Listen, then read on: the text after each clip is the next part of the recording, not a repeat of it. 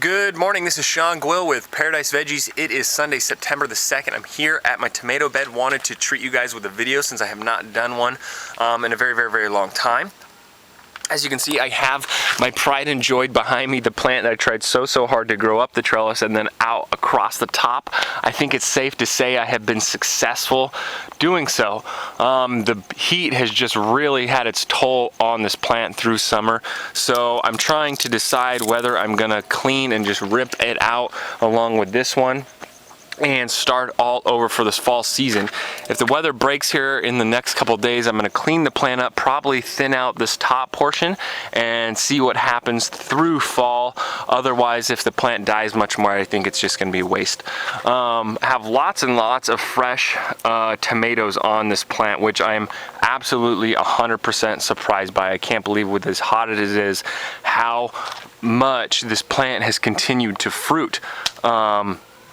So what I do basically every couple of weeks is I come through and I just like my my pepper plants, I clean off all the ripe tomatoes, and you know, maybe that has a greater effect on it than I even thought. But somebody placed a comment on my video a couple weeks ago when I told them to get out and buy some plants and plant them, and they said, you know, they did that and they just got fried by the sun.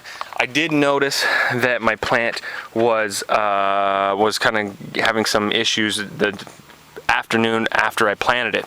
One of the things you have to make sure you're doing is, even though you can adequately water this plant, you got to make sure you water, you know, almost a foot around the plant also, and that's because when you water, it's going to leach into the dry soil around it. So it's really going to the soil is going to get much drier than you expect.